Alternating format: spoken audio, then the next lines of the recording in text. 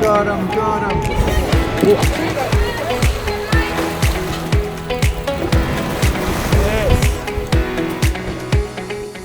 My name is Lloyd Edwards. I'm the owner, skipper and guide of Raggy Charters, and I also run the Baywatch Marine Conservation Project, which was started 30 years ago and is probably the oldest privately funded marine conservation project in Africa.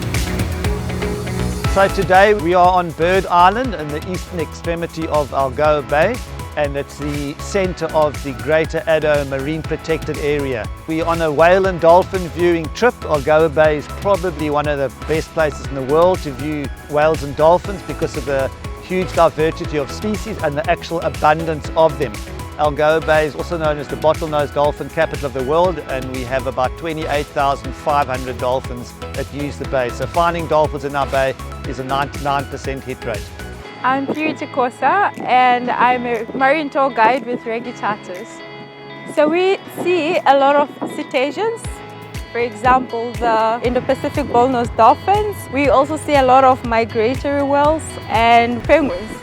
In June 2021, Algoa Bay became the second site in South Africa to be awarded Whale Heritage Site status, a global accreditation scheme for responsible wildlife-friendly tourism experiences developed by the World Cetacean Alliance and supported by World Animal Protection.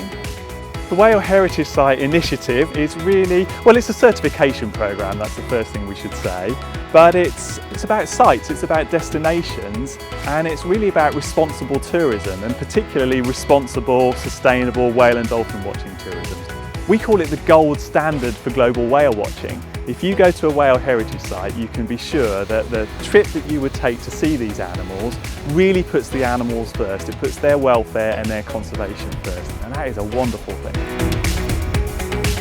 It's critical for us to be accredited as a whale heritage site because tourists, they want to know that they are supporting tour operators that are looking after the interests of the whales and dolphins in their area. When they're with us, they can see that we've built up an amazing amount of knowledge in the last 24 years. They can feel our passion. They know that we've got this great accreditation and it allows them to be more trustworthy in this, and by the end of the day they get a much better experience.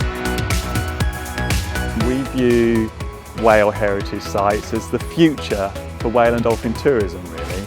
You know, the days of going to see these animals in captivity and in confinement should be coming to an end.